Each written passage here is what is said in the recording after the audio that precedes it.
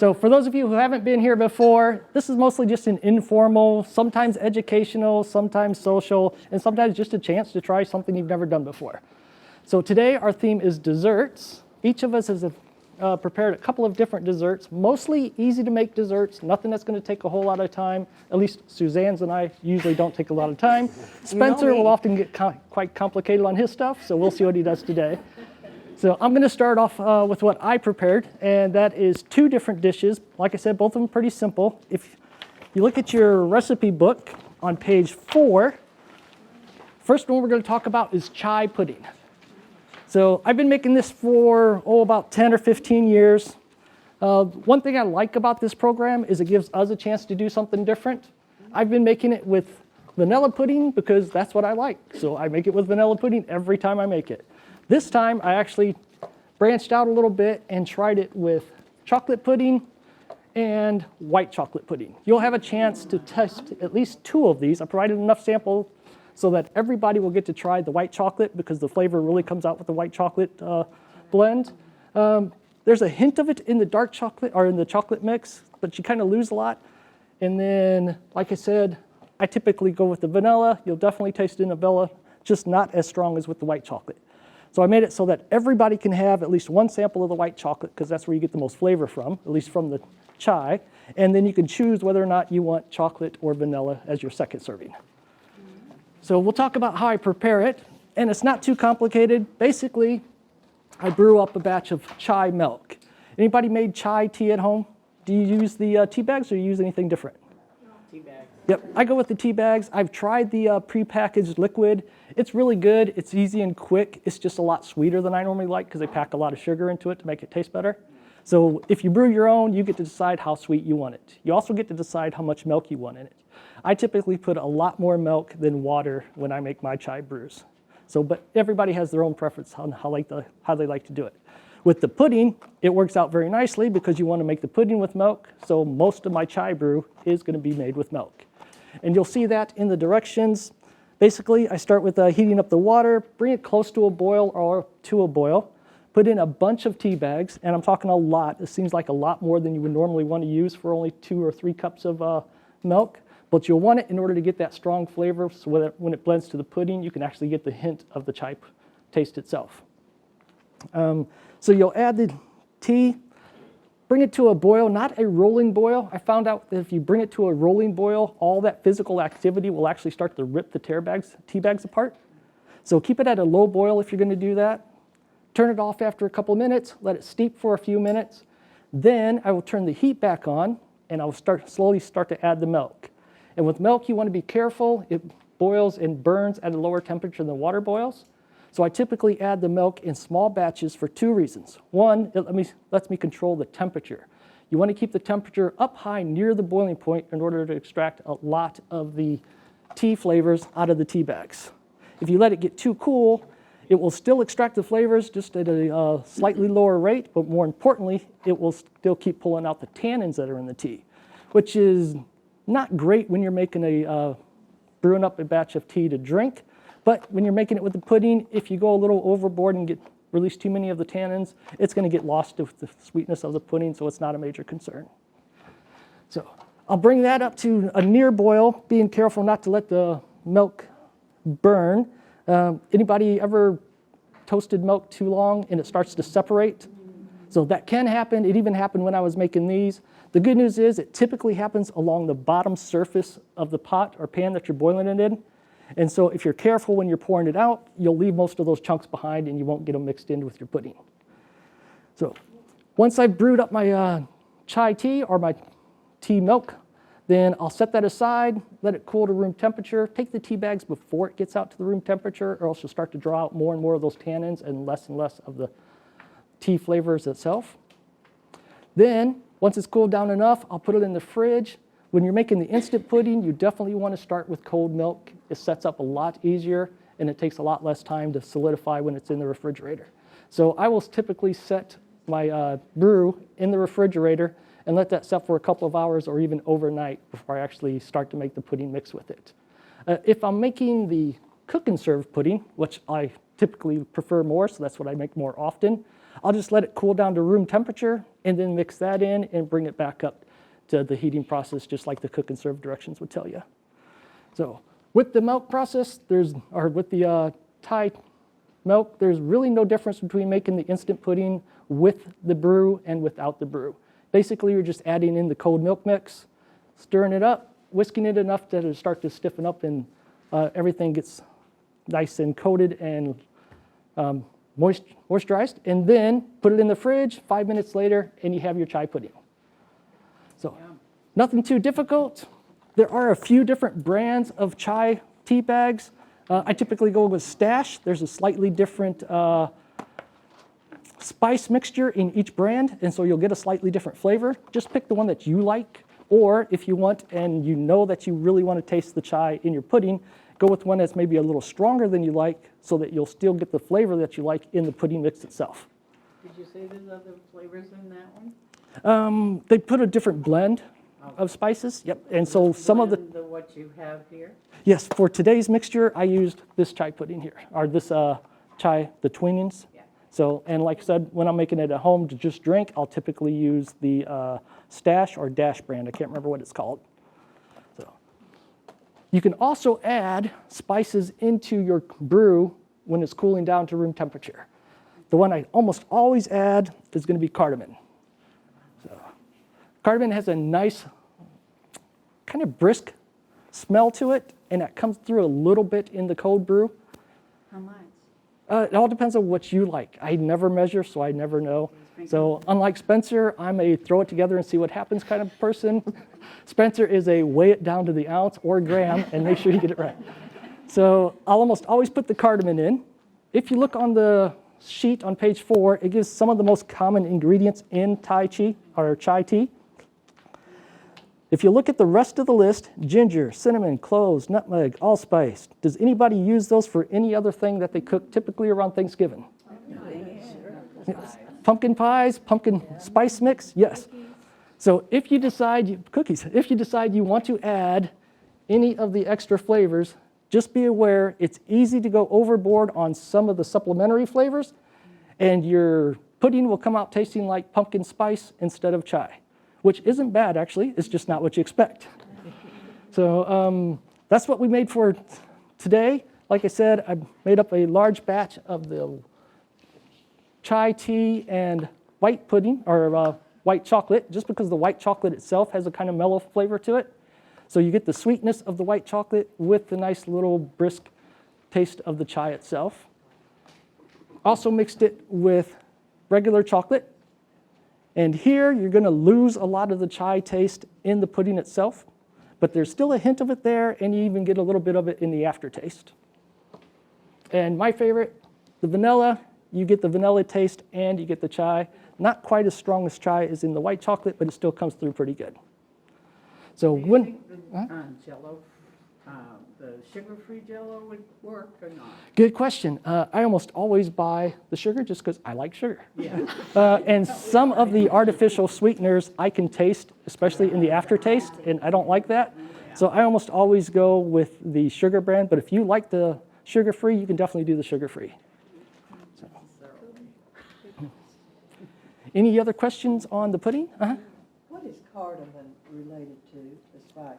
Oh, I believe it's a seed pod that they grind up, but I could be wrong about that.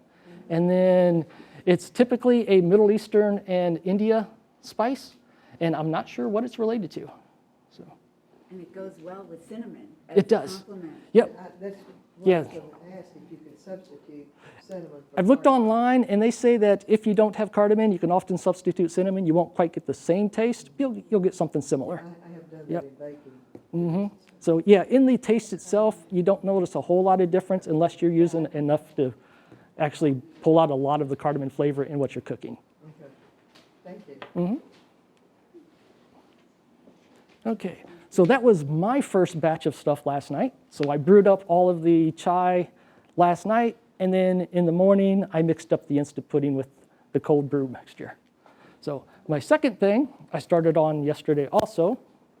And like I said, this gives us a chance to do something different. I had never done this before, but I'd seen it on the internet. Has anybody seen on the internet where they take a cake mix, a can of soda. They just mix those two things together and they make a cake. That's it. No, nobody's done it. So I see it all the time. I guess I look at too much food videos. The one thing I've heard on all the reviews is if you do that, it comes out very crumbly. There's nothing in there to actually hold the mixture together once it bakes.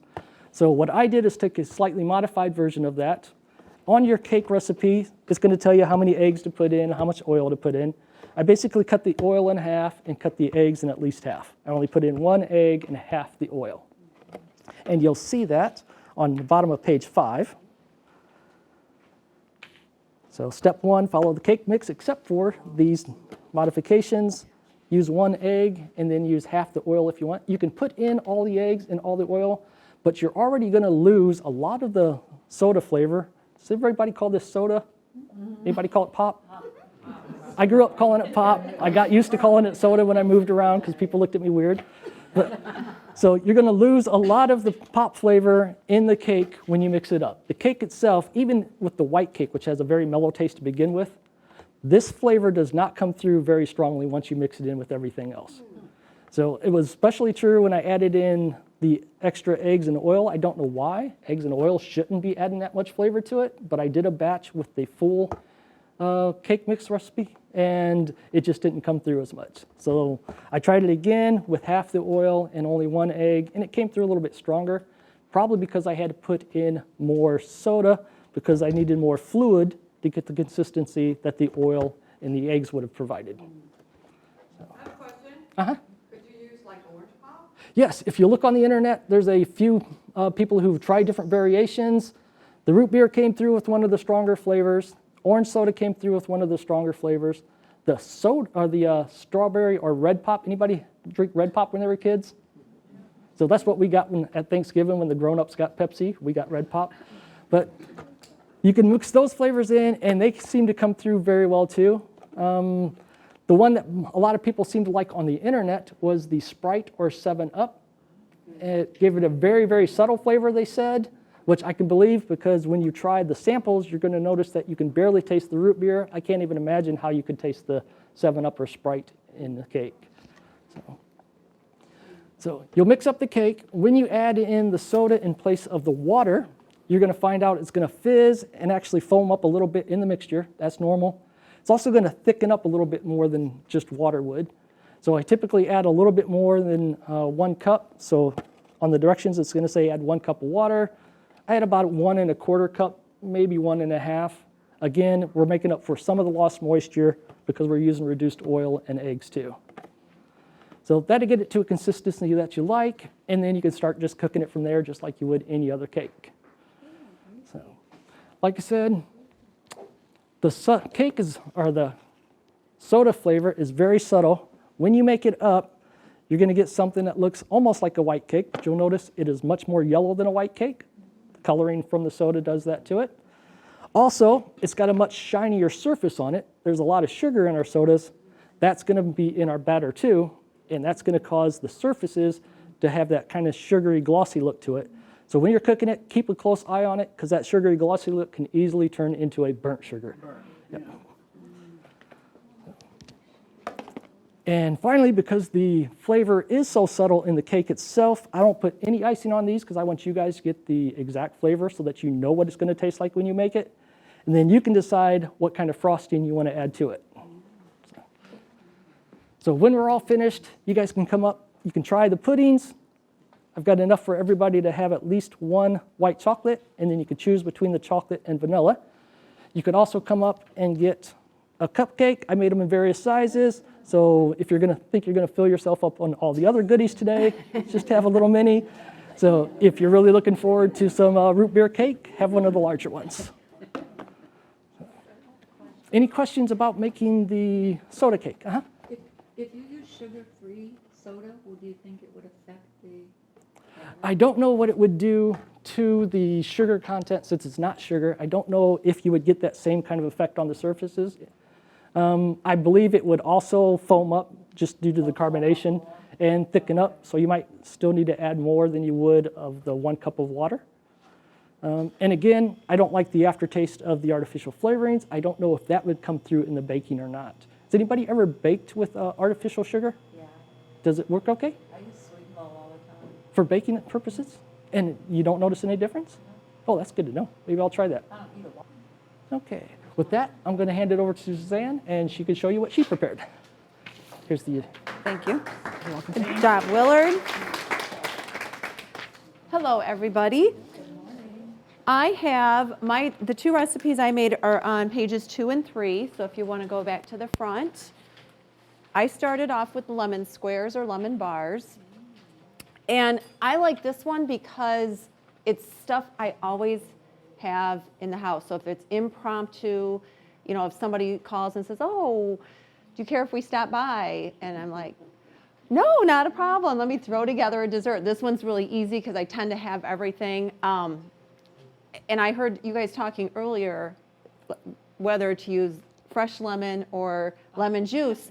And I would prefer to use fresh lemons, but I don't always have fresh lemons. So, but even in a pinch, I always seem to have lemon juice in the house, so I will use that. So, because I heard you, and I'm like, that's so true. It's such a true statement, because when it's real lemons, it definitely comes out, the flavor comes out a little bit more. But this is super simple. So I ended up making a double batch for today because I wasn't sure how many people, but normally just a 8x8, 9x9 pan, and it's taking the first 3 ingredients, the flour, the powdered sugar, and softened butter, mixing it up, and then just pressing it in, and then you just bake it for 15 minutes. And I am fortunate enough, we have a toaster oven / like convention oven, and what's nice is that I don't ever, in this size, I never have to turn on my oven. I can just put it in there, and I don't heat up the whole house. So that makes it super simple. With the bigger size, I obviously had to turn on the real oven last night, but it works.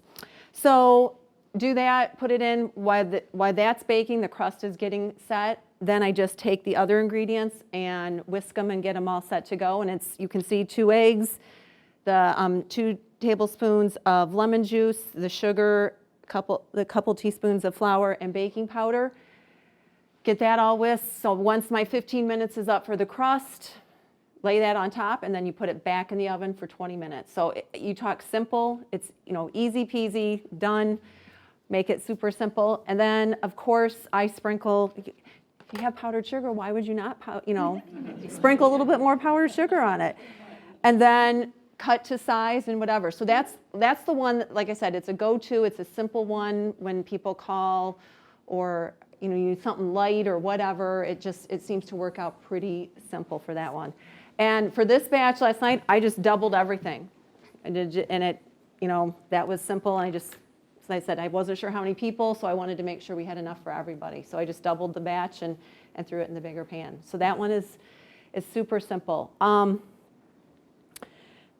My father-in-law was upset that I took these. He's staying with us right now, and he's like, wait, that's my favorite. I said, I'll bring you back some, but maybe, exactly, maybe, but that worked out.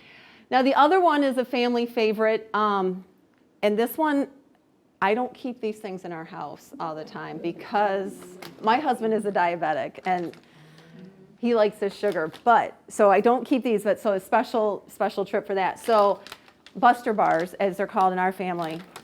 Oreo cookies are your base. Oreo cookies and butter. So we mash them. You can take a rolling pin and just mash the cookies, put them in the food processor, whatever's easiest. And I'll go get it once so you can see.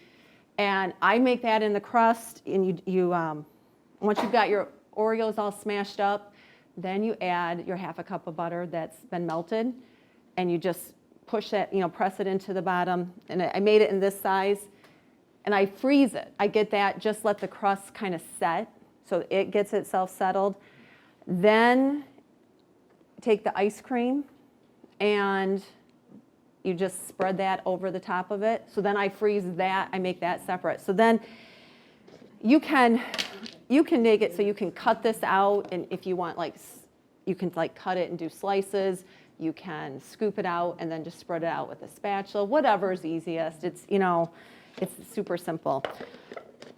I put in there the recipe for hot fudge, which I have made before, my own hot fudge. And I always, if I do that, I will make the hot fudge first to let it sit. However, I must not be patient enough because no matter when I make it and how long I wait, every time I make my own hot fudge, it always sinks, it settles into the ice cream, so it never stays on top. So I have given up making my own hot fudge, and I go to hot fudge. Hershey. Why would I? Hershey's is good. They've got it all figured out. So I just buy that, and I don't even heat it up. I just spread it over the top of the ice cream. Then I don't have to worry about it, cooling down to that point. I have waited like hours. I feel like I have done it right, and it never comes out. And I'm like, that's it. I'm done. Why am I making life so hard? So I just spend the money and buy the Hershey's, hot fudge, and that makes life much simpler. So I have that. It's in. We'll get to try that. I will bring that out once we get ready to serve, but I don't want the ice cream to thaw and everything. But it's super simple as well. You can add peanuts. I did not for this one because not knowing nut allergies and all of that. But at home, like it'll probably be made next week for Easter dinner because that's a favorite of our family dessert. So we tend to put nuts on like half of it so that people want nuts, they can have it. If not, that works out. But that, you guys, like I said, I'm relatively simple. I like things that minimal ingredients, things I can, put together quite easily. Any questions on either of those? Yes. I bought this one with the party size. You do not need all of these. My husband was quite glad because then he had a few extra that he could steal from the blender or my food processor. So the regular size does work. And I also sometimes I use the double stuff. I've also used the off-brand, because that works just as well because it's just the butter and it's the crust with the, hot fudge and ice cream. It will work pretty well. Should be mandatory to use double stuff. I don't, my husband says that well, I'm glad you got the big size, but he was upset that I didn't have double stuff. He did make his comment, so I agree. And that does help, the extra cream does help kind of keep, binding with the crust. So that does work as an extra part of that. So the regular package does work for that. And I did have to use a little bit more ice cream because you know how they've shrunk packages, so this is not a true half gallon, but just to finish it out. But that ice cream is something that we do have. That's the one thing that's kept in the house, the other stuff not, but that is for sure. Yes? On the lemon squares, would you let the crust cool a little before you pour the hot? I do not. I take it right out. Set it on the stove, and then pour that in, and then stick it right back in the oven. So it keeps it going in a. Yeah, it stays. Like I made this last night about 7:30, so it was simple with that. Any other questions? All right, I'm going to turn it over to Louise and then Mary. So we've got a couple different things here. Hi, I'm Louise Hensman, and I didn't know we were going to do all this, but some of you have a paper, some of you don't, but we'll get more. French crepes, but I'm Hungarian, and we call them palacintas. I've been making these since I was a little girl, and they're not that hard, and maybe next year I will actually do show how you make them. You don't need a crepe maker. You do need a fry pan, probably a size like this, but not this sharp corner because it will stick. And these are full of strawberries and whipped cream, real whipped cream, and apricot jelly. Hungarians use a lot of apricot jelly.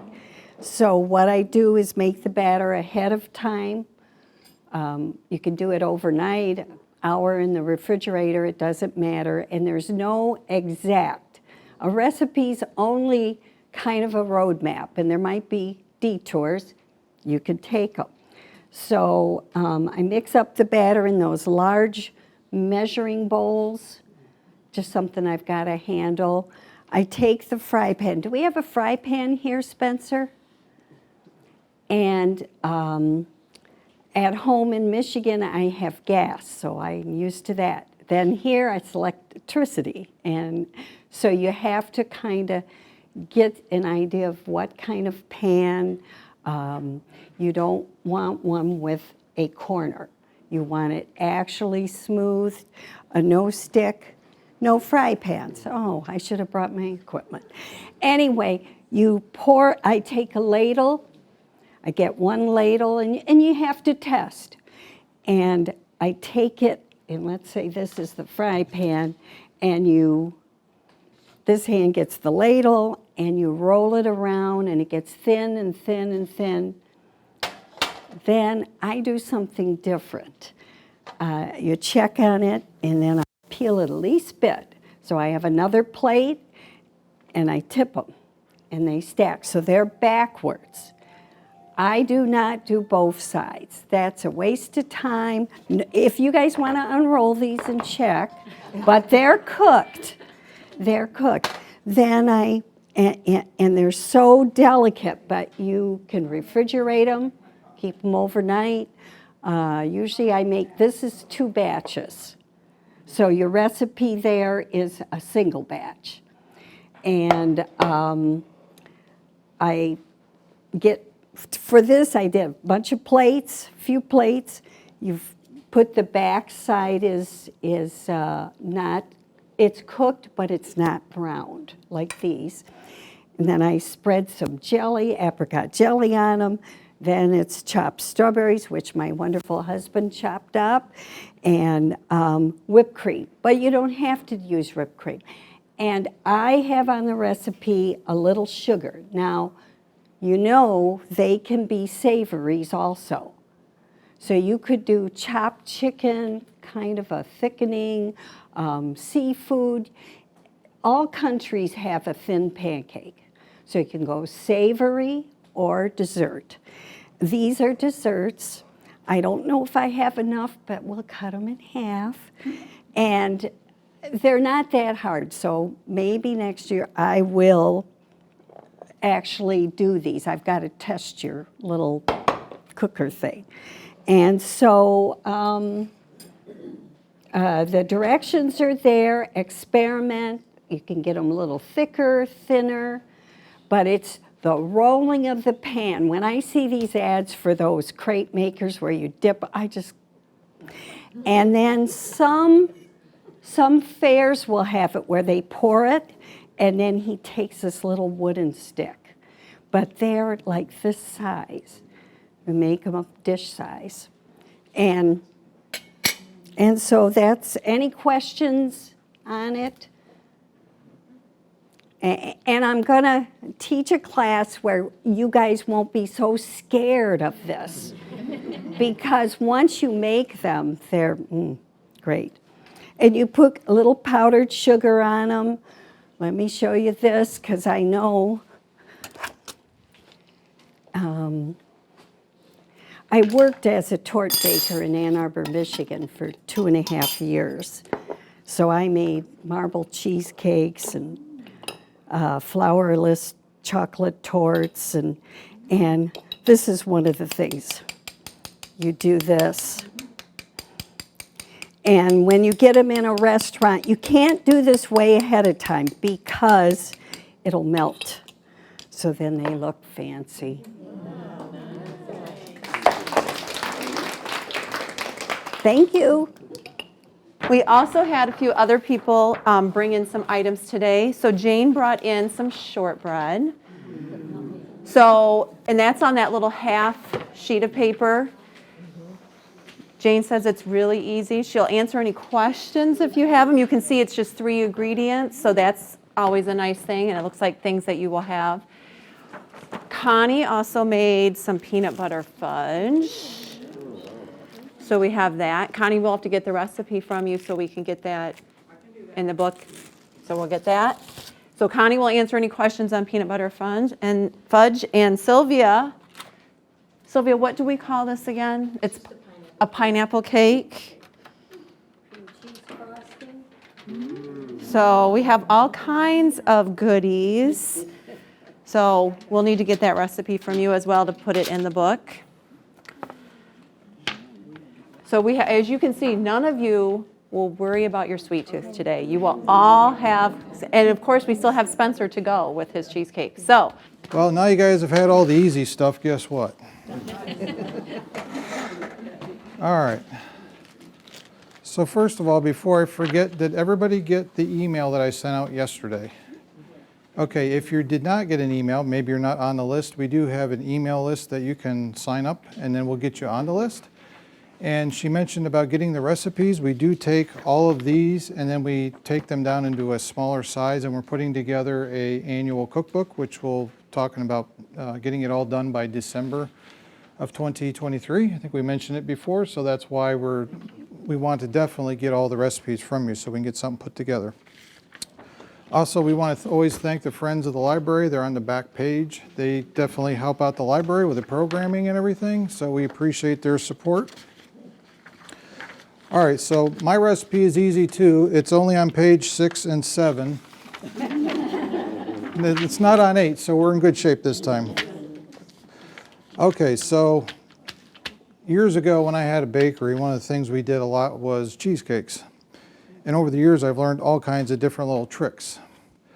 So we used to do these truffles, which is basically we would put chocolate, cream, chocolate, cream, butter, and then the secret ingredient we would put in a little bit, now don't get too worried about it, is a little bit of corn syrup.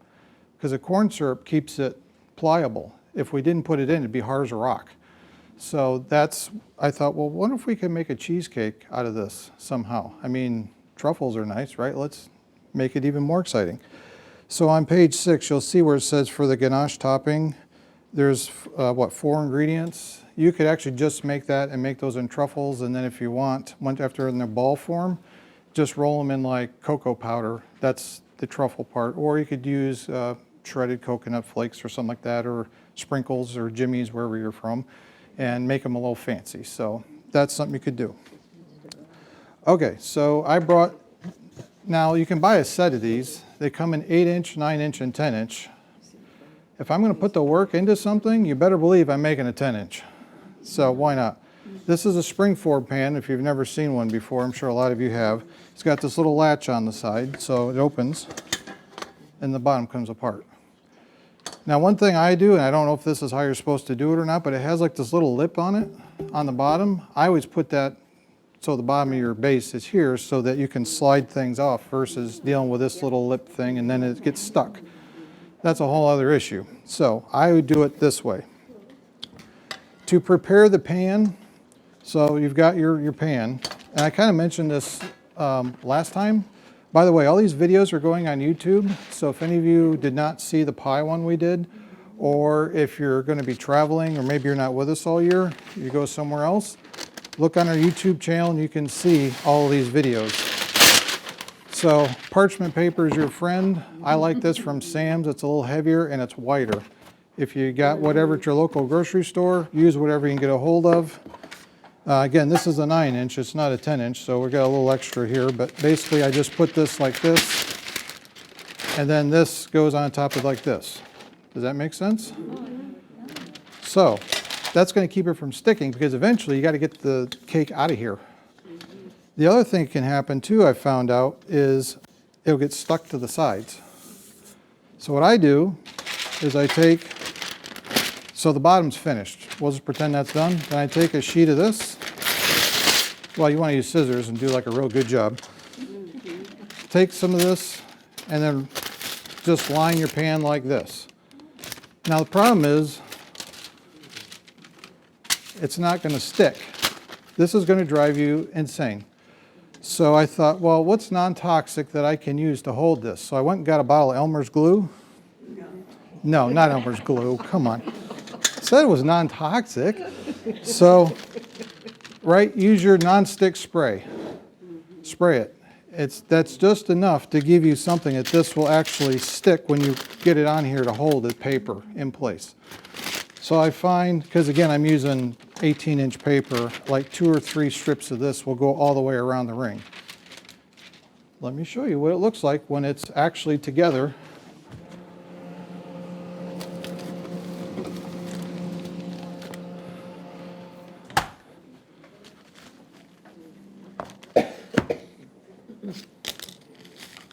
Oh, I wrapped it really good, didn't I? Do you still coat the parchment with something after you put the parchment on? Nope. Okay, so that's, And there's the other reason for this parchment. So this is kind of what it's going to look like. You notice I left this tall. Okay? So here's a couple of reasons. Going back to the parchment. Has anybody ever had, how many people made cheesecake? All right, how many people have had it crack? About half of you-ish? So there's a couple of things. Something I noticed when they go to crack is it's stuck to the sides and it's trying to contract. And then all of a sudden it says, all right, I can't move there, I gotta move somewhere else. So it just puts the Grand Canyon right down the middle for you, which is no good, right? When you have parchment on the sides, you'll actually watch it as it's cooling, it'll start to condense and the parchment releases it so it doesn't crack. Ever since I've done this, it's not cracked. Knock on wood. Now the other little trick with cracking, if you've had an issue with it, if you look on the ingredients list on page 6, we're going to go over this briefly, but you'll notice that there's 3 tablespoons of cocoa powder in this. The main flavoring is actually up a little bit where it says Hershey Special Dark. I'll talk about this in a second too. It's this one here, if you've never seen the Hershey Special Dark. So why in the world do we need 3 tablespoons of cocoa powder? Cocoa powder is a starch. It helps keep the cheesecake from cracking. If you're going to make a New York cheesecake, you probably wouldn't want to put 3 tablespoons of cocoa powder, and that might look a little weird. I mean, it would be cool, however you want to go. But you would just change that out for 3 tablespoons of flour. And that's enough starch to keep it from trying to crack on you. The other thing I found with cracking is it's overbaked. So I actually cooked my cheesecakes with thermometers. I couldn't really, I mean, I could tell you how long I cooked this. But if you said, how long do I need to bake this initially, I'd say, I don't know, I'm going to throw a thermometer in it and I'll tell you, like with meatloaf. How long does meatloaf take? I don't know. I got one of those thermometers, you stick it in the meatloaf and then stick it in the oven, and once it hits 160, I pull it. That's how long it took. It's a really great tool if you don't have one. All right, so as far as the ingredients go, I'm going to borrow her. We had a big budget. We got the Oreos here this time. I got the twist and shout, so that's what I do when I get up out of bed every morning. So, all right, so you're going to need this is the same 723. I've got a note in here that the family size will do the crust and the filling. So that's something, so if you get the great big one like this, that'll be enough for what you need for everything. Confectioner sugar instead of regular granulated sugar. What's in confectioner sugar? Cornstarch. So no weeping. If you've ever had like butter just show up in the bottom of your pan for some reason, go, what the heck happened? Use cornstarch. There is some butter in there, so it's actually going to help hold the butter in with the Oreos. Again, we're going to use now, this is probably the most expensive part of this recipe. These are about a $3.75 a pop, and you're going to need about 6 of them. So that's where the expense comes in. Normally I'd say, you know what, buy the off-brand this, buy the off-brand that, which is fine, but I would buy this. And the reason why I settled on this is milk chocolate is 11% solids, and this is a 45%. And like Lindt or some of those other fancy European chocolates, you see that they're like 90%. Have any of you ever tried those? Not very, well, I mean, some people really like that. For me, it's way too bitter. So this is 45, so this is right in the middle. So that's why our family really likes this. I make cookies and everything out of this instead of chips. Okay, heavy cream, you guys know how much I love heavy cream after what we did last time with the cream pie. We didn't hear any problems there. So yeah, so there's cream in the ganache. And then for the filling, you're going to have your heavy cream instead of milk or something like that. The chocolate espresso powder. You can get this at Walmart if you want. It's optional. It's instant. It's like it says, it's powder. The chocolate's going to make the chocolate flavor more chocolatey. That's a technical term. So if you want to get a little thing of that, it's a jar like this. It's in the baking aisle. It'll last you a while. You can even throw it in with your chocolate chip cookies. They'll give you a little extra something. Don't worry, it's not going to wire you. It's only 1.5 teaspoons. Now, if you do make coffee cheesecake, be sure to use decaf coffee or ice cream. Like in July when we do ice cream, if I make chocolate or coffee ice cream, it's going to be made with decaf or else none of us are going to sleep for 3 days. I know this because I've done this. All right, eggs, vanilla, and cocoa powder. So if you have a KitchenAid or some sort of stand mixer, that really helps because it frees up your hands. If you don't, then it's just going to take a little extra if you got like a hand mixer. The other thing is, and I forgot to bring my little packages of cream cheese. So if you've got time, take them out of the box. They're in the foil packs. Just leave them on the counter and let them warm up for 3 hours, 4 hours. Takes a while because you want them about room temp. If you're like me and you decide at the last minute, oh, you want to get this going, but your cream cheese is hard as a rock because it's been in the refrigerator, take them out of the foil or out of the paper box, put them all in a bowl, leave them in the foil pack, take some warm water, fill the bowl up. Give it 15 minutes. Dump the water out, put more warm water in. Give it 15 minutes, dump it out. And then what you're actually doing is you're warming up the cream cheese that way. You can do the same thing with eggs. If you ever need room temperature eggs, that's what I do. In 5 minutes, you got room temperature eggs. I don't leave them, I just don't have time to leave them on the counter usually. All right, so basically, yeah, you have your pan prepared. By the way, I also put foil on the outside because I do put this in a water bath. So I have something like what she's got here, only it's bigger. So this will actually sit inside of something like this with foil.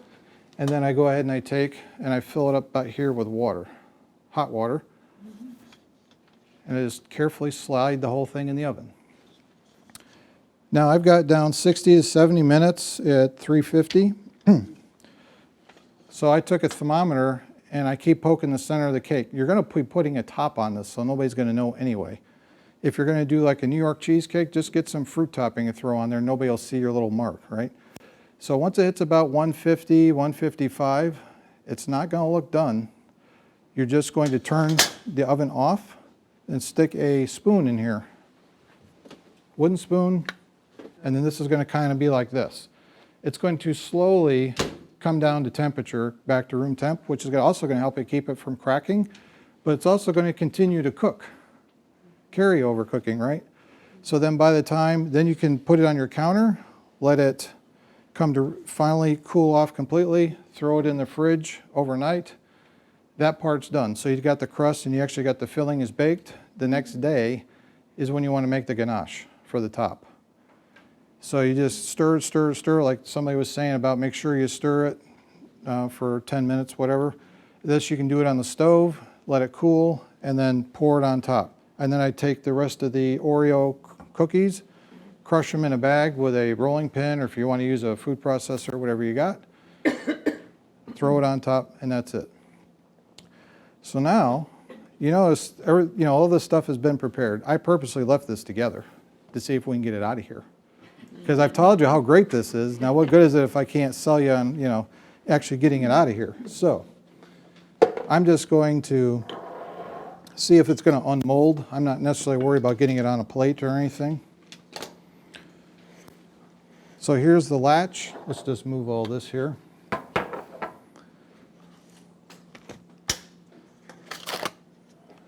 The ring is just about clean. I mean, there's a little bit of chrome on here, but it's not bad. So you don't see any, I didn't have to use a knife. I didn't have to go whatever. And this is actually loose on the bottom. I'm not going to actually take it off of here right now because we're going to cut. But it's, all I would have to do now is just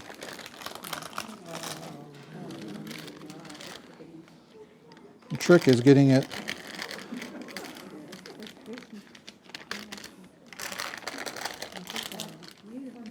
So there you go. If you want, you could do the same technique with a New York cheesecake. I know you were talking about using this.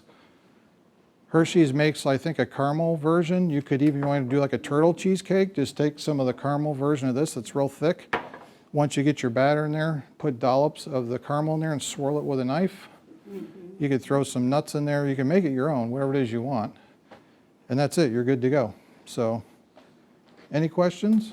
Okay. When you put the aluminum foil, are you going all the way up to where that paper was? Yeah. With The aluminum foil goes all the way up, just as a just in case. But not up to where the paper was. No, and it really doesn't matter. You're just trying to slow the water down. You don't want any water getting in there into the pan. I know some people don't do a water bath, some do. That's the way I was trained to do it, and it's always worked for me, so it's just water. So I don't mind doing it.